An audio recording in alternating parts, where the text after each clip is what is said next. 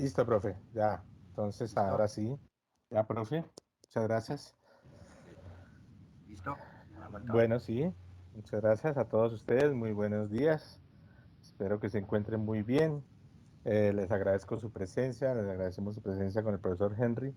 La seccional de UAT hemos decidido hacer unas conferencias un poco diferentes a las programadas el día de ayer. Tal vez como mostrando una experiencia alterna de lo que ha sido este problema de la pandemia. Y Y bueno, bueno, eh, vamos vamos a a empezar empezar a a arrancar con arrancar eso. con Profe eso. Henry, Profe por Henry. favor. Gracias, profe. Bueno, eh, entonces, bueno, voy a, sin más preámbulo, voy a compartir pantalla. Mm, a ver, un momentico.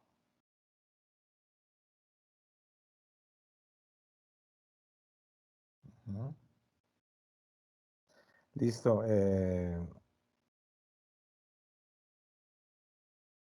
No sé si ven la pantalla, por favor, me confirman. Listo. Permítame un momentico mientras, porque no puedo, venga, espere un momentico, gracias. Necesito compartir sonido. No me permite compartir el sonido. También, a ver si estoy. Bueno, el control de sonido ya. Listo. Entonces, bueno, vamos a iniciar. Mi conferencia se denomina La Gran Pausa, Memorias de una Pandemia. La verdad es que he tratado de hacer un trabajo un poco más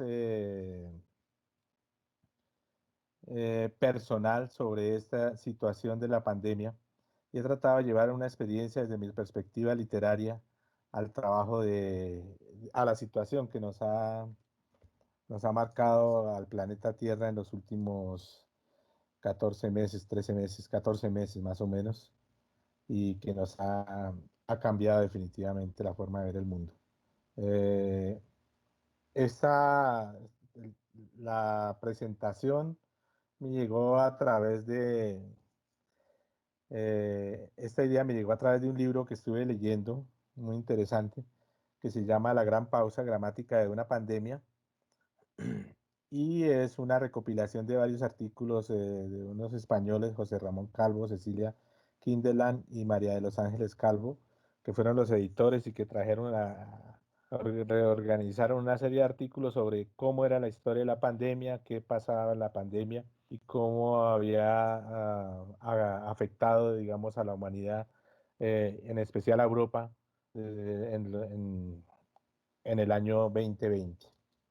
¿Sí? Entonces, a partir de ahí, yo pues empecé a cavilar y a imaginarme, digamos, cómo sería qué es eso de la gran pausa.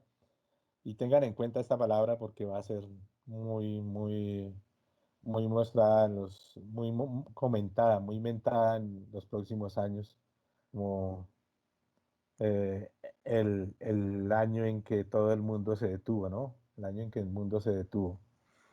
Bueno, mm, primero que todo voy a contar una cuestión personal, ustedes me van a disculpar, voy a tratar de reorganizar tres ideas que me llevan a este proceso de la gran pausa. No sé si están desde un punto de vista un poco disgregados, pero que espero que al final lleguemos a un buen término de qué es esta pandemia y nos permita configurar desde una perspectiva más emocional de qué ha sido estos últimos meses o este año sobre la pandemia como tal. Mm, Voy a hablar primero que todo de tres fechas que fueron fundamentales para mí. El viernes 13 de marzo de 2020, digamos, es una foto de unos compañeros de estudio de la maestría en un taller de cuento en Tunja, en la UPTC, y fue el último momento en que estuvimos en un salón. Eh, Ese día, eso fue un sábado, perdón, viernes en la noche, sí. Eh, ¿Sí me están escuchando? Perdón. Sí, ¿sí? Sí, señor. Bueno, listo. Profesor. Sí, dale, tú sigue tranquilo, yo admito aquí a la gente. Ah, bueno, listo, profe, gracias. Eh, Fue el último momento en que estuvimos todos los compañeros del salón y ese momento también yo estuve en clase con mis estudiantes de la Universidad de Cundinamarca en la seccional de UAT. Y bueno, jamás, jamás pensé que esta sería la última foto que tomaría en un grupo de clase, en un salón. Y jamás pensé que ese viernes 13, la siguiente semana, ya no podríamos volver a la universidad. Ya no podríamos volver a ver a los estudiantes. Ya todo cambiaría por siempre, ¿cierto? Ese viernes 13, digamos, la Universidad de Cundinamarca, en las seccionales, en la seccional de Ubaté y en todas sus sedes, eh, dijo que ya no había clase, la siguiente semana se volvería todo virtual e informaron la siguiente semana que ya todo iba a empezar con una virtualidad que para muchos fue traumática, para mí también, con el manejo de Teams, con problema de internet, con la cuestión de dónde íbamos a estar, qué íbamos a hacer.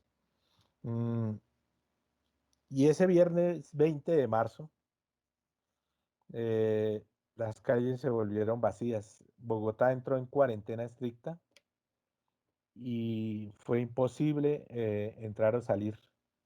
Y yo terminé en mi pueblo, en Nemocón, donde estaba mi mamá acompañándola y salí y vi solo como nunca había visto un pueblo fantasma y tomé esta foto.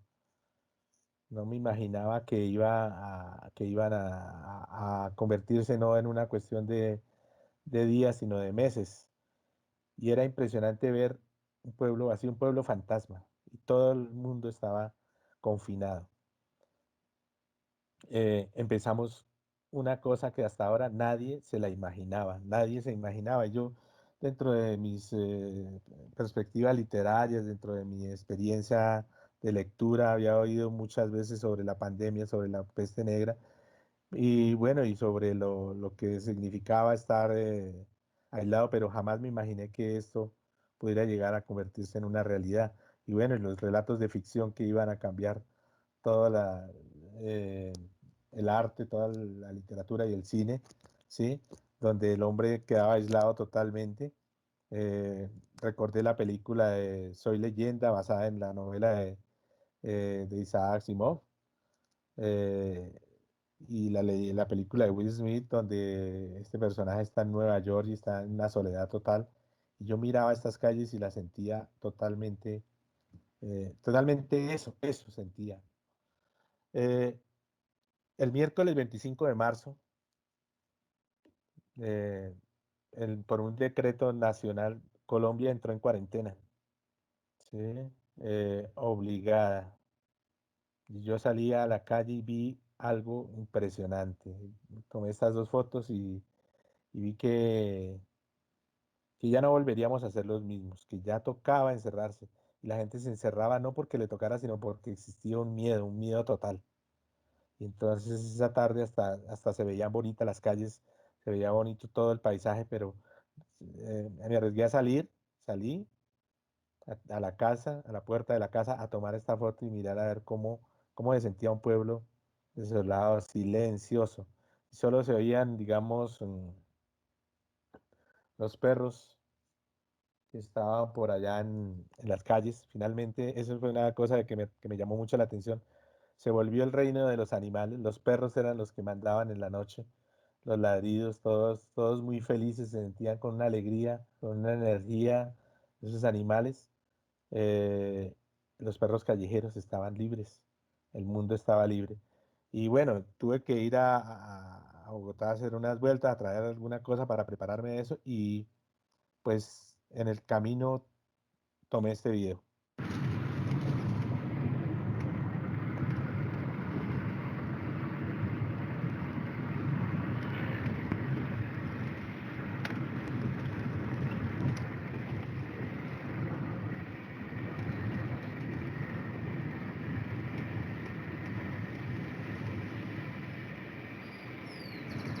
Una autopista norte que constantemente estaba atascada, no se podía transitar y lo único que oía eran el sonido de los pájaros,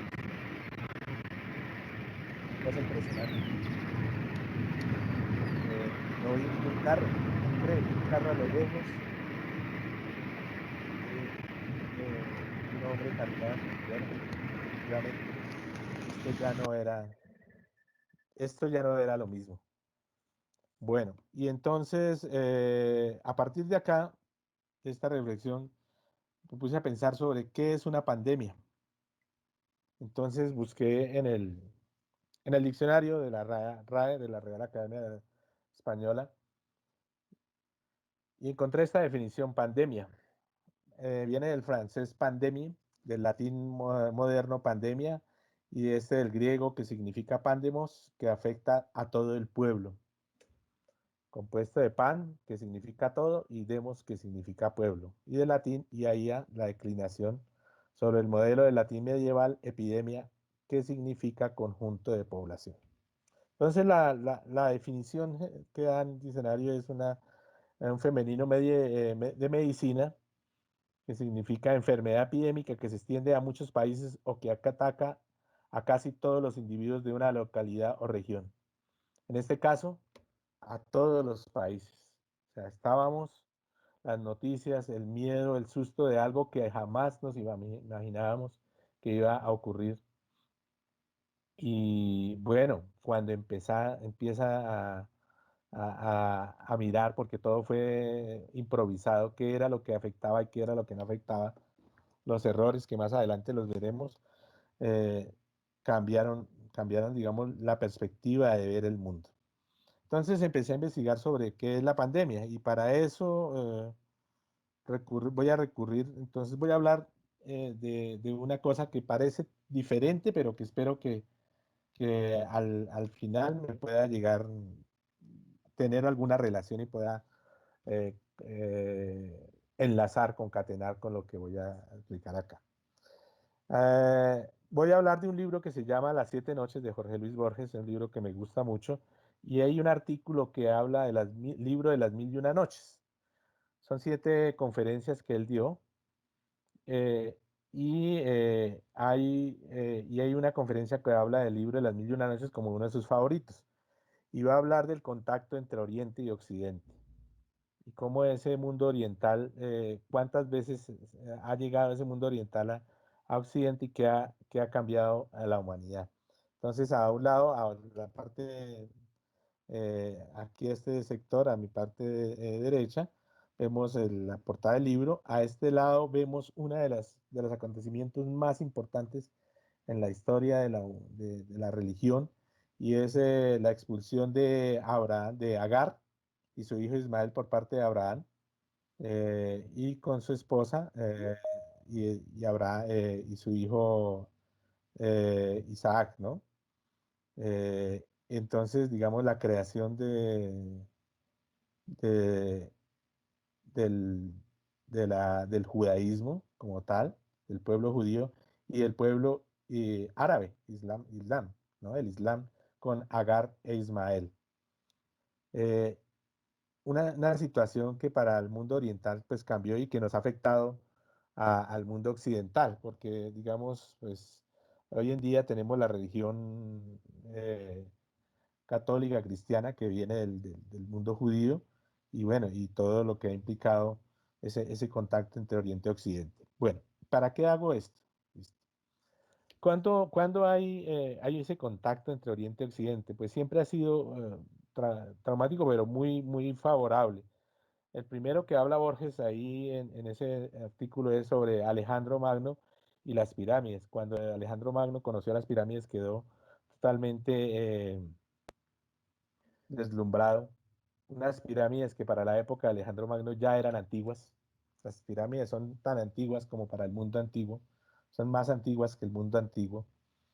Alejandro Magno quedó impresionado tanto que, digamos, sucede de exploración eh, quedó asentada en Egipto, y se creó una ciudad en honor a él, ¿no? Alejandría, ¿no?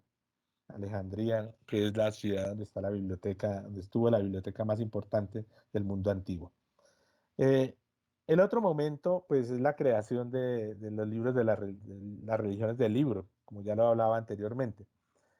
Mm, el libro que es el Pentateuco, que es el pueblo judío habla del Pentateuco, la Génesis, Éxodo, Levítico, Números, Deuteronomio, que hace parte de la Torá, que es lo que nosotros los judíos le denominan la Torá, que es el Pentateuco, y es el libro de el origen del pueblo judío, ¿no? La Biblia o el Nuevo Testamento, que es el otro mundo el otro libro importante de las religiones más importantes del mundo, eh, que es el Nuevo Testamento, ¿no? Donde se habla de toda la situación que vivió Jesucristo. Y el otro es el Corán, que es el libro de los musulmanes, que son las suras, ¿sí? Los mandatos que le dio el arcángel Gabriel a Mahoma, ¿no? En la montaña, bueno, no recuerdo la montaña, pero bueno, esa es una montaña muy importante allá en la Meca, creo que sí, donde, eh,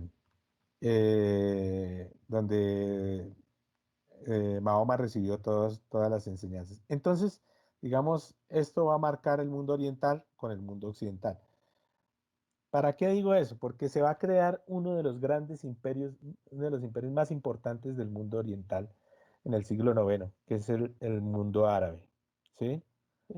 Y van a crear una ciudad, Borges habla de esa ciudad muy bonita que se llama Bagdad, que es la ciudad más importante del siglo IX y que es una de las ciudades donde estaba todo el conocimiento del mundo oriental y del mundo occidental. Con la caída de la Biblioteca de Alejandría, eh, por parte del mundo cristiano, todo el conocimiento, Aristóteles y todos sus textos, todos los textos que estaban ahí de Aristóteles y de los grandes sabios del mundo antiguo, fueron a parar al oriente y llegaron a Bagdad. Entonces, Bagdad, los árabes eran un pueblo muy inteligente, era la gran ciudad que habla Borges, la ciudad de Harun al-Rashid, que era el gran eh, eh, el gran no emperador, sino, ay, espera, se me olvidó. Ahora se me pasó. Eh, eh, aquí no, sí, bueno, el gran emperador, digamos, pero no, eso tiene un nombre, se me olvidó en este momento el nombre que dan a los reyes en el mundo oriental. Los Eh, sultanes, ¿Los qué? sultán. El sultán, bueno, perdón, sí, el sultán, el gran sultán Harun al-Rashid, va a organizar una ciudad hermosísima, una ciudad perfecta, eh, de tal manera que el mundo occidental pues no entiende la belleza de esa ciudad, pero entiende las riquezas y empieza a generar eh, cierto resquemor, cierta envidia frente a esas ciudades. Y este sultán, estos grandes imperios van a empezar a invadir a Europa. Tienen el ejército, tienen la tecnología y tienen todo el mundo a su favor por la religión. El mundo musulmán, pues, es una religión que genera la guerra y la paz, ¿no? Al mismo tiempo. Tienen cierta situación de equilibrio frente a eso. Eh, y hay algo muy interesante en ese mundo árabe, que es el baño. Para ellos el baño va a ser fundamental. Y ya les voy a decir por qué coloco esta imagen del baño. Algo que hace el mundo, por ejemplo en Bagdad, algo que sucede en Bagdad es que existen baños públicos. Y los baños públicos, en un mundo tan desarrollado como el mundo árabe, pues es fundamental. La gente iba al baño público o tenía, los grandes poderosos tenían sus baños, sus albercas. No de otra forma, nosotros la llamamos alberca, todas las palabras. No, recuerden que los españoles, España fue invadido por el mundo, por los musulmanes. Casi toda la parte sur y central de España fue invadida por el mundo español, por el mundo musulmán y pues muchas palabras de nosotros provienen del mundo árabe. Todas las que comienzan por A, ¿no? Alberca, arroz, almojábana, ¿sí? Almohada, palabras árabes.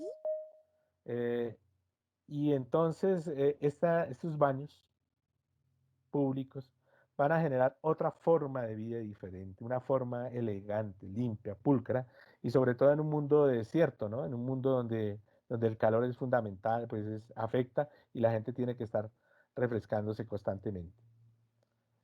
¿Qué pasa con este pueblo? Pues este pueblo esta ciudad, este mundo árabe va a ser destruido por la gran horda de mongoles con Genghis Khan a la cabeza, que va a ser el gran conquistador del siglo noveno del mundo y de Europa. Llega a Europa, pero pues tiene Asia, toma China y se vuelve después, de hecho, toma la dinastía, toma el imperio chino y crea la dinastía Khan.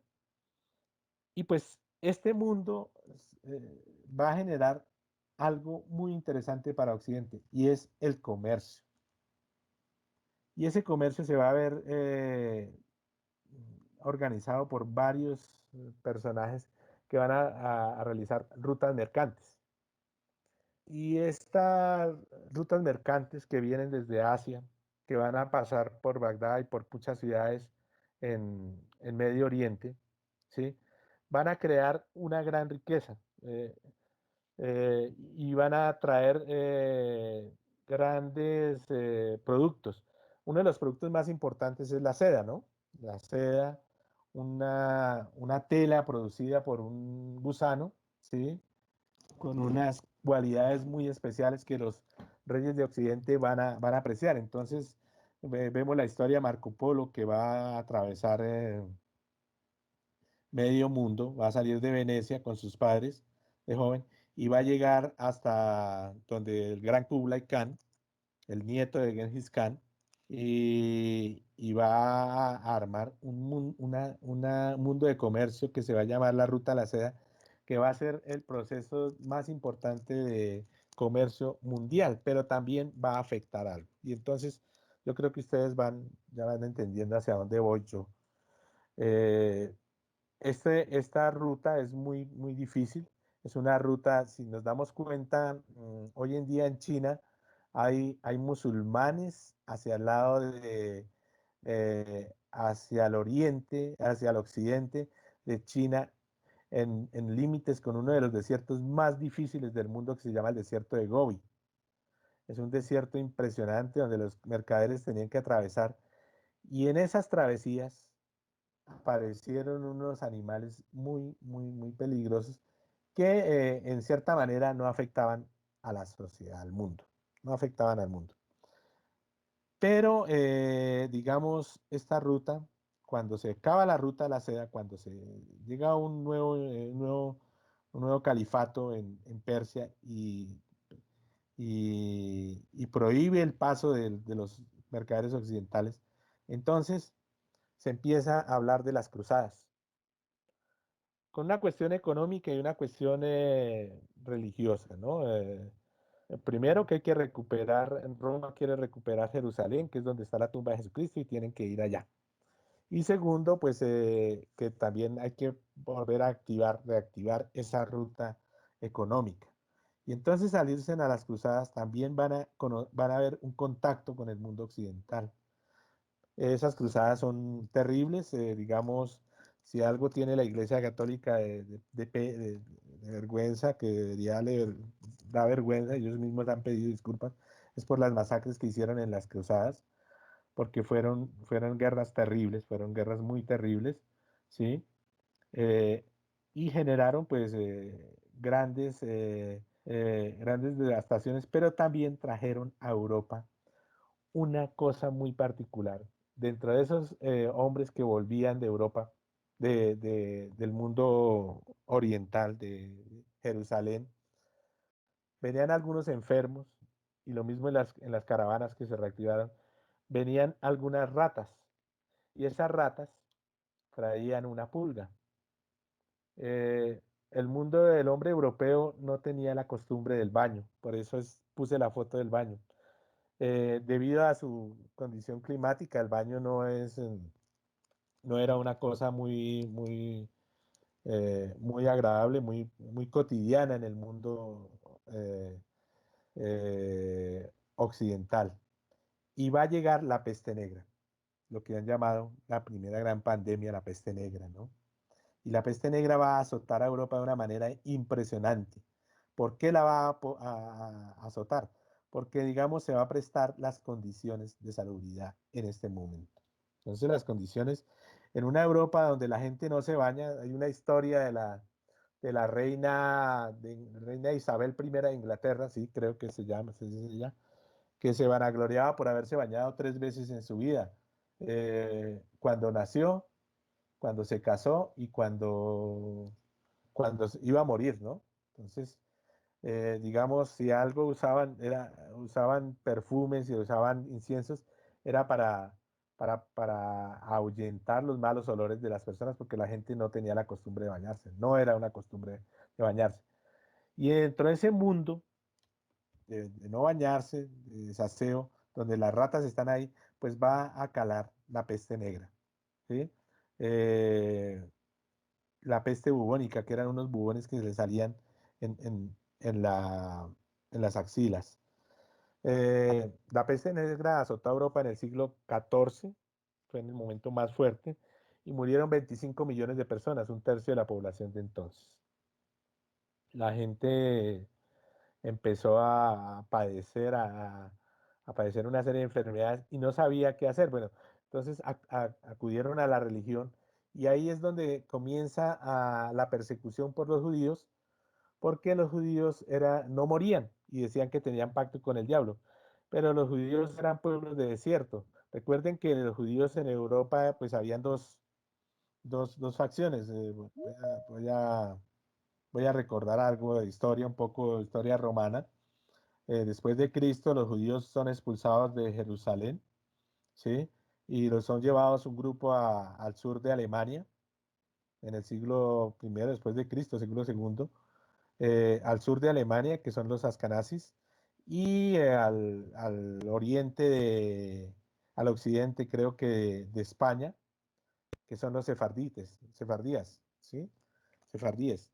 Ellos pues son dos grupos de poblacionales judíos que ya estaban desde el siglo segundo después de Cristo allá, que fueron trasladados porque después de la guerra que le hicieron, la lucha que le hicieron los judíos a los romanos, pues los romanos tuvieron que hacer, eso se llama el gran éxodo, ¿no?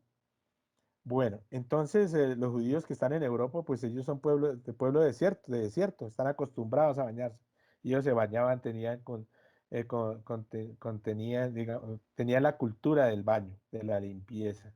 Entonces, pues no se morían mucho. Mientras la otra gente, el baño era uno de los elementos más ajenos a ellos. Y pues estaban las condiciones para que proliferara la enfermedad. Entonces vuelvo a la literatura. Hay un libro muy bonito que se llama El Decamerón, de Giovanni Boccaccio. Y en el Decamerón se cuenta la historia de unos hombres, es un romance de historia de unos poetas que deciden ir al campo 10 días para huir de la peste. Y en la peste que está azotando a esta ciudad, la ciudad de Florencia, eh, y que la gente va a contar sus historias de lo que está sucediendo ahí, de lo que está sucediendo alrededor. Y pues en Giovanni Boccaccio se puede ver todo lo que sucede, no solo en la picaresca de la Edad Media, las cuestiones del amor, sino también se evidencia la forma en que vivía la gente, las pocas condiciones de salubridad que existían, y también, digamos, las supersticiones que existían en ese momento en la gente. Finalmente la gente se divertía, ¿no? Ya miraremos eso.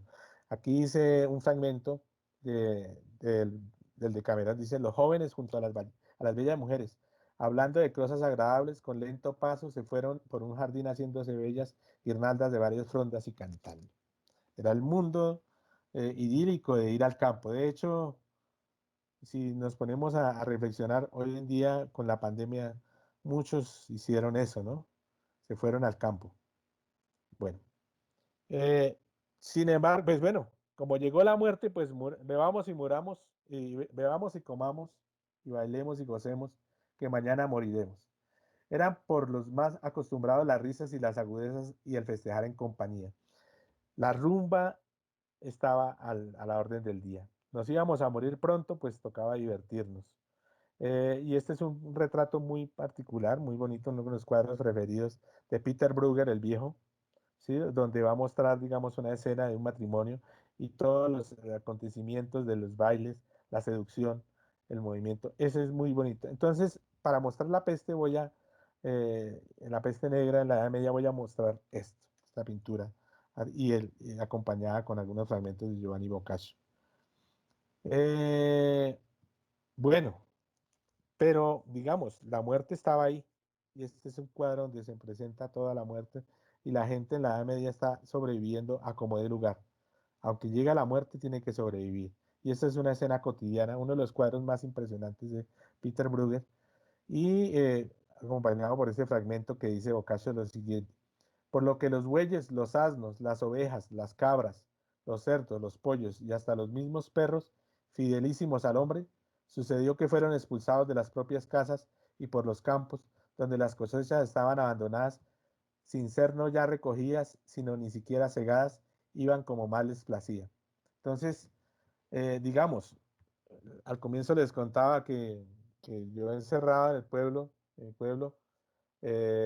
oía a los perros ladrar, ¿no? Los perros andaban complacidos por todos lados, los animales empezaron a andar y así, digamos, la pandemia tiene esas ventajas, ¿no?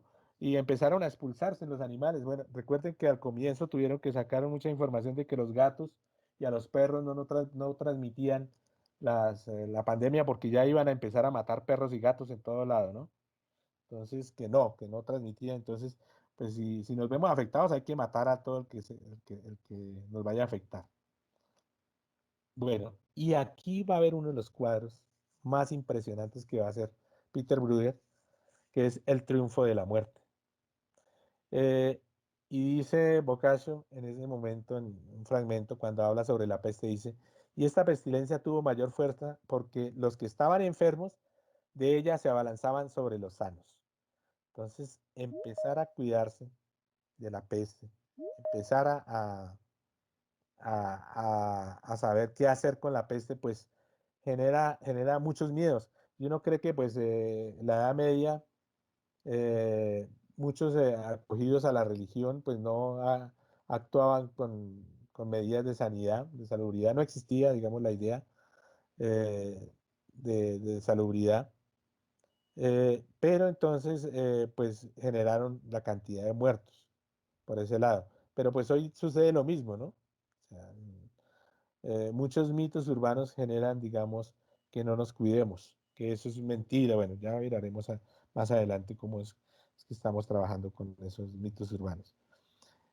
El tiempo de la muerte. Entonces llega en la Edad Media la muerte, el momento en que la muerte está marcando la historia de la humanidad. Estos son algunos fragmentos de ese cuadro que va a mostrar cómo la muerte está llegando a toda la Edad Media, a toda la humanidad. Y pues uno dice, bueno, ¿y cómo así el triunfo de la muerte? Qué es eso? Pues la muerte está ganando, está acogiendo a la enfermedad. Y hoy en día también lo vemos, ¿no? Eh, Veían los ancianos, del miedo de los ancianos es tenaz, es terrible, es impresionante, porque ellos son los primeros afectados con la muerte. Entonces, el miedo a saber que están expuestos a la muerte, que son la primera línea para morirse. La gente de los hospitales también, que están expuestos. Entonces, aquí vemos los cuadros, algunos fragmentos del cuadro del triunfo de la muerte, donde la muerte está ganando a través de la enfermedad. Bruegel hace una descripción maravillosa. Este cuadro está en el Museo del Prado Ustedes lo pueden sentar allá, sentarse todo un día, apreciar cada fragmento.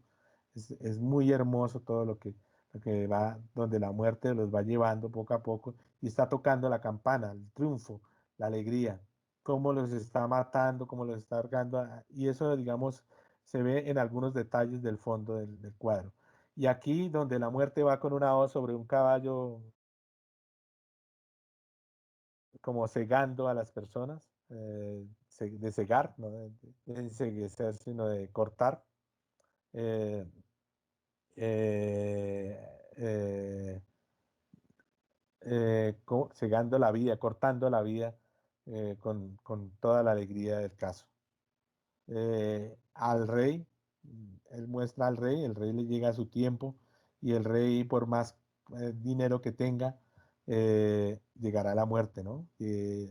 Con la pandemia nos hemos dado cuenta de eso, ¿no? Entonces en la UCI no hay poder que valga, ¿no? Puede que llegue la UCI, la cama, pero bueno, por más poder que se tenga, finalmente si le llega la muerte, le llega la muerte, el rey al hombre. Bueno, este es otro fragmento, otra imagen. Y listo. La muerte está cantando, está adorando a la vida. Entonces, digamos, este es uno de los elementos más representativos de, del triunfo de la peste en la Edad Media. Digamos, la primera gran pandemia que tenemos noticias y que afectó a gran parte de la humanidad. Bueno, y este digamos sería la primera parte que quería comentarles. Voy a pasar a otro momento. Bueno, aquí hay un fragmento donde la muerte persigue a las mujeres, ¿sí? Las está seduciendo también y el hombre valeroso canta, pero se defiende de la muerte. Pero finalmente los únicos que están pasivos son el hombre cantándole a su amada, ¿no? Finalmente puede que llegue a la muerte, pero pues el amor es el que triunfa, ¿no? Y si nos ponemos a hacer reflexión, todos buscamos de alguna manera la parte afectiva del amor, ¿cierto? Mucha gente que conozco se fue a vivir con el exnovio, con el novio, llegó de alguna manera que con la persona que tenía ciertos conflictos llegaron allá porque necesitaban cierto afecto. Entonces, a partir de la pandemia, digamos, la imagen que deja acá es que pueda que la muerte triunfe, pero el amor también está por encima de esas situaciones, puede alejar. Bueno, voy a pegar un salto hacia otra idea que me parece alocada, pero voy a tratar de informarla. A ver si nos podemos unir podemos llegar a algún lado de esta locura, como dijo el profesor Henry al comienzo. La Primera Guerra Mundial, bueno, la Primera Guerra Mundial llamada la Gran Guerra, va a marcar, digamos, la historia de la humanidad en el siglo XX. Ustedes dirán por qué vamos a hablar de la Primera Guerra Mundial. ¿De dónde surge la Primera Guerra Mundial? Bueno, primero que todo, pues es el fin del imperio austrohúngaro, porque le hacen un atentado en Sarajevo al archiduque Francisco Fernando de Austria con su esposa.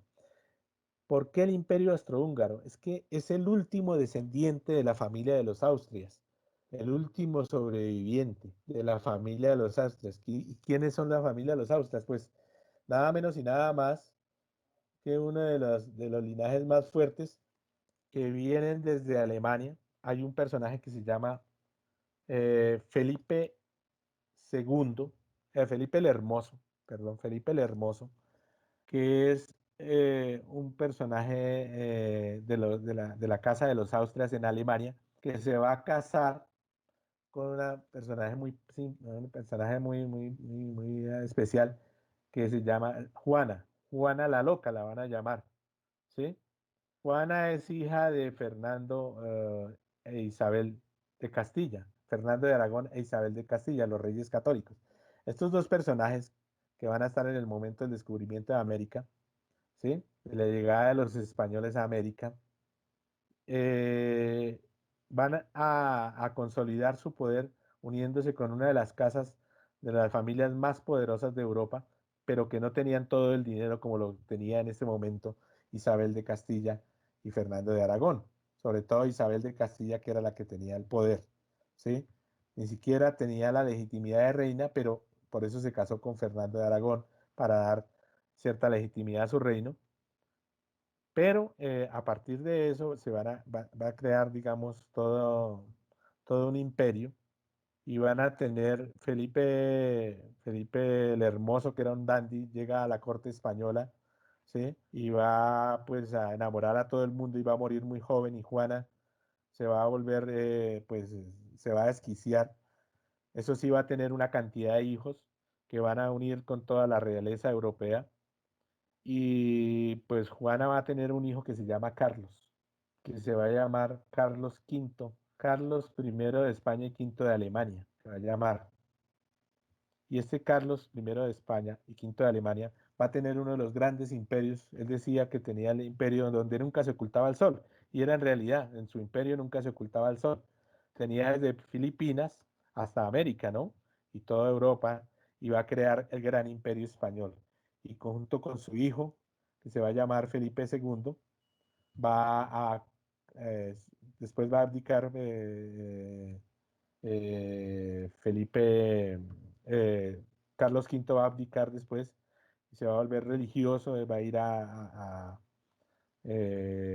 Sicilia, va a vivir en Sicilia, y Felipe II va a consolidar el imperio del Mediterráneo y todo el mundo europeo. Entonces estos son la gran familia de los Austrias, que van a venir deteriorándose a lo largo de los años, y el último de los Austrias es este. Fernando, Francisco Fernando de Austria. Ya no quedan más descendientes. Él estaba con su esposa, pues era la joya de la corona, y van y le hacen un atentado. Entonces va a haber, es la disculpa para que el imperio austrohúngaro entre en guerra contra Sarajevo, y Sarajevo venga a pedir la ayuda de la Gran Alianza, y la Gran Alianza va a entrar los rusos, que no tenían ni ton, ni son, ni son, y van a entrar los ingleses. Y se va a crear una de las guerras más terribles, porque se cambian el tipo de armas. Digamos, eh, las guerras cambian de sentido. Ya antes las guerras eran napoleónicas a través del concepto napoleónico de la guerra, entonces los caballos, la armada, se disparaban unos a otros como en los campos de batalla de juguete, y se iban cayendo, y hasta que por fin se encontraban cuerpo a cuerpo. Aquí se inventa una cosa que llama la metralleta y los cañones. Entonces la metralleta va a cambiar toda la forma de luchar, porque ya usted no puede venir con 100 caballos, 200 caballos, porque la metralleta desde una trinchera mata a los 200 caballos. Entonces se va a crear una guerra de trincheras. Y esa guerra de trincheras va a generar una cantidad de muertos y muertos y muertos, y se van a, ¿cómo sacar a la gente de las trincheras? Pues con gases. Entonces se va a quedar la guerra química.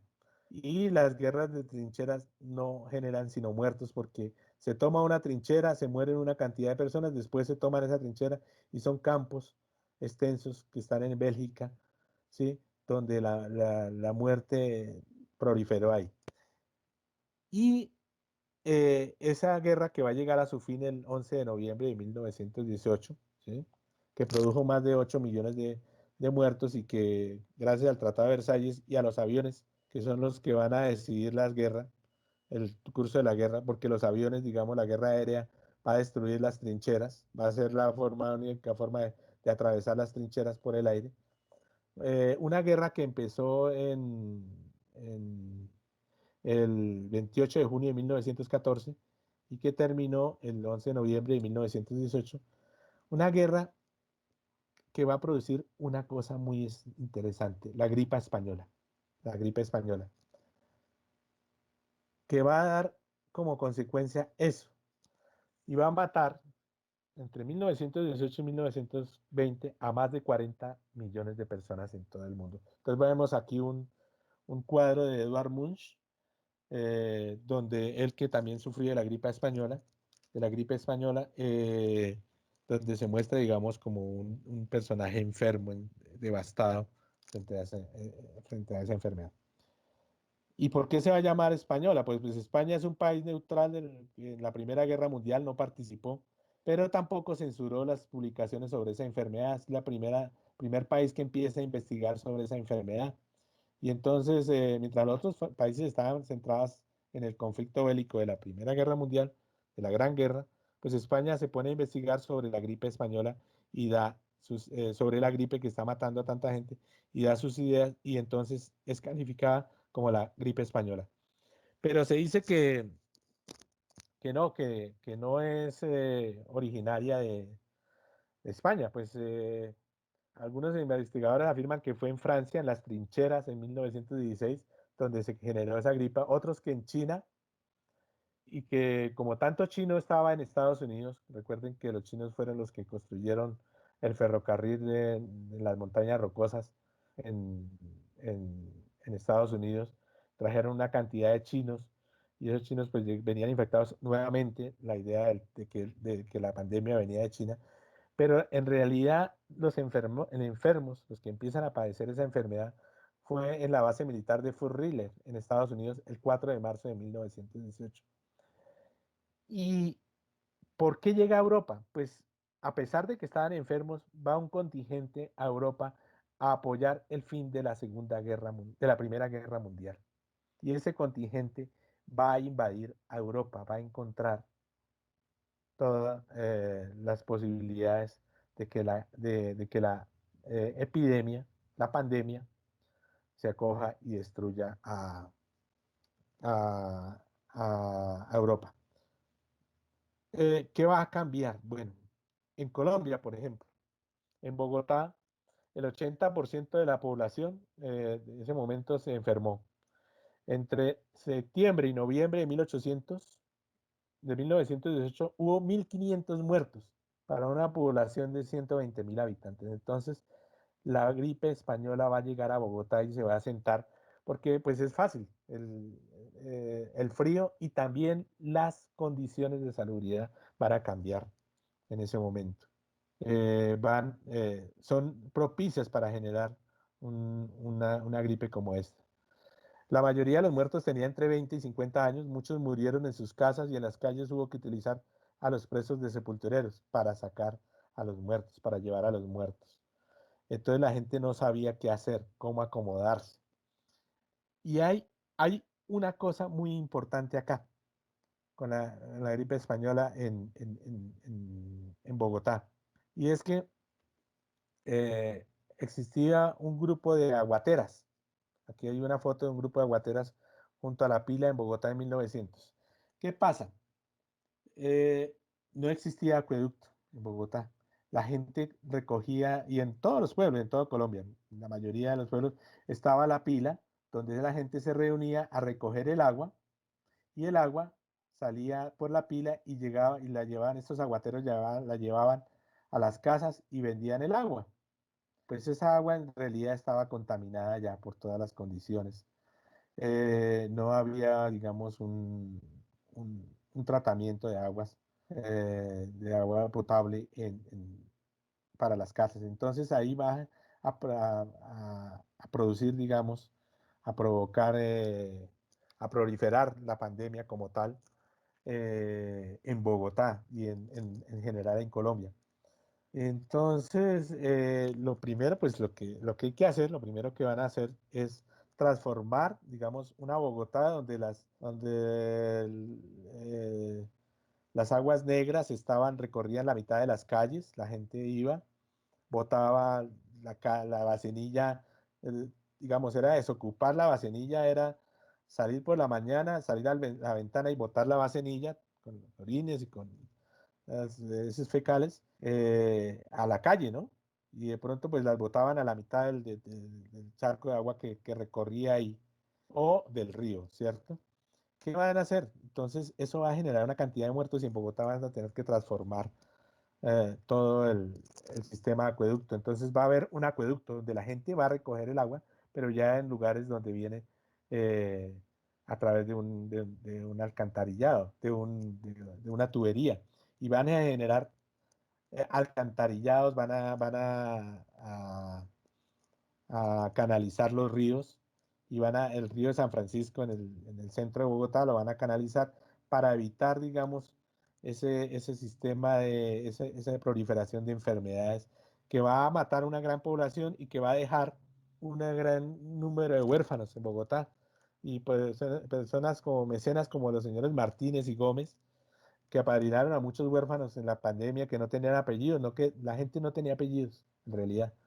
Y muchos grandes padrinos, muchos potentados en, en Bogotá, gente con mucho dinero, daba comida, los apadrinaba y les colocaba un apellido. Entonces empezaron también a saber quiénes estaban, quiénes eran los que vivían y quiénes eran los que vivían, no vivían, cómo se llamaba usted. Entonces empezó a reorganizarse, digamos, primero el acueducto en Bogotá,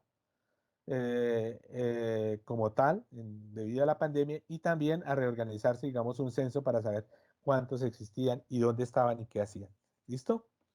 Bueno, ese, digamos, es el segundo momento de esta locura que estoy hablando. Y el tercer momento, pues es el momento actual, con el coronavirus SARS-CoV-2 que causa el COVID-19 y que apareció eh, desde finales de diciembre de 2019, cuando se notificó el primer caso de COVID en Wuhan, China, y un virus que se ha trasladado a la mayor parte de Europa Occidental y Estados Unidos de América. Recuerden que este es el mercado Wuhan de pescado, uno de los mercados más importantes del mundo. Wuhan es una de las ciudades más grandes del mundo, una de las ciudades de China y de China también. Una ciudad como no me acuerdo, como 30 millones de habitantes, no me acuerdo, casi la población de 20 millones de habitantes, no me acuerdo cuánto es. Es una ciudad muy moderna. 5 minutos, profesor. Bueno, listo, ya vamos terminando, profe. Eh, y eh, eh, esta ciudad eh, eh, eh, a partir del mercado de pescado se va pues a generar toda una situación muy particular porque recuerden que el primer caso que se da en el mercado pues todo el mundo no le pone atención, pero hay una persona que no se puede trasladar de su casa al mercado porque está inválida y esta persona se contagia. Entonces se dan cuenta que el contagio no se da solo en el mercado, sino que puede trasladarse a los hogares. Y ahí comienza a hacerse el análisis. Bueno, esta, esta situación nos va a generar una crisis de salud pública. Nos va a dejar en evidencia qué es la salud pública. Empezamos a hablar de salud pública como tal. Y entonces empezamos a oír la palabra UCI. ¿Sí?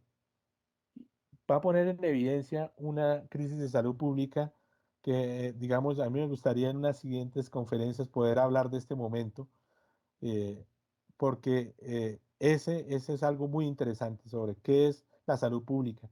Para muchos no existía la salud pública, no era una palabra que pudiera definirse. La crisis emocional, digamos, el encierro va a cambiar la situación, como yo lo planteaba al comienzo, una situación muy particular de qué estamos haciendo, por qué estamos encerrados, qué nos sucedió y cuando nos llega la muerte. Crisis económica, el coronavirus va a afectar toda la economía del mundo y toda nuestra economía. Y digamos, cree que todos hablan de la reestructuración, de la innovación, del reinventarse, de, eh, de los emprendedores, de volver a modificar de volver a emprender la economía como tal, pero no, eso no es tan así, esto ha afectado a todo el mundo. La discriminación, entonces ya empezamos a discriminar a la persona que tose, que tuvo el coronavirus, que tiene rasgos orientales, por ejemplo, en Estados Unidos hay una discriminación total contra el mundo oriental, ¿sí? Todos los que tengan ojos rasgados entonces traen el coronavirus, ¿sí? Y esto es una situación muy particular, dice, la situación inédita que vive el planeta, con más de un tercio de la población confinada, hace que este sea un buen momento para reflexionar lo que importa y lo que no. sobre lo trascendente y lo intrascendente, sobre lo útil y lo inútil, sobre lo que hacemos, lo que hemos hecho mal y lo que deberíamos hacer mejor. Esa es una reflexión que hacen en el libro que dije al comienzo y que me parece muy importante. ¿Qué es lo que está pasando? ¿Qué nos está pasando? ¿Seremos mejores o seremos peores? Pues para concluir, digamos, en una próxima conferencia hablaré sobre eso, sobre si somos mejores o no. Pero para concluir voy a colocar un video de Kutz eh, sobre la pandemia. A ver cómo lo ven ustedes, por favor.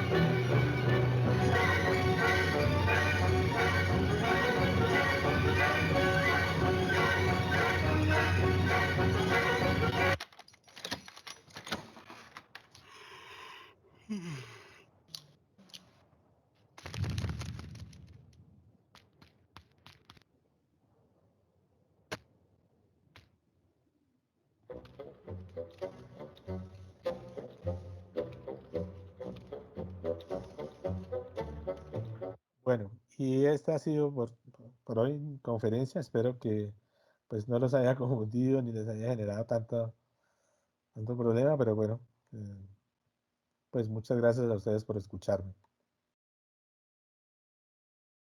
Dejar de compartir pantalla. ¿Alguna pregunta, alguna cuestión?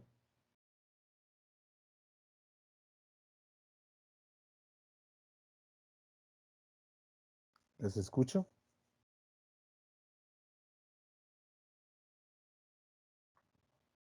Si me escuchan, pero por favor, sí. Sí, profesor, Sí, escuchamos. perfecto, profesor. Perfecto. Ninguna pregunta. Felicitaciones por esa reconstrucción histórica. Excelente. Excelente presentación, dice la profesora Laura. Duvernay ya había comentado que nuestra lengua tiene alrededor de 5.000 palabras. Dicen que la de las suegras tiene más. Árabe, bueno. Estamos aquí en Facebook, nos dice Sebastián Rodríguez, está transmitiendo en vivo a través de Facebook. Ahí padre Francisco Javier, el sultán Omalik, que nos llamaba, aquí estaban aclarando. Sí, perfecto. Muchas gracias por excelente conferencia. Bueno, les agradezco mucho que me hayan escuchado y bueno, pues entonces ahora vamos al profesor Henry. Entonces, pues cualquier cosa, si quieren dejar alguna pregunta, algún comentario sobre la situación, pues estaremos ahí pendientes. Cualquier cosa. Muchas gracias por todo.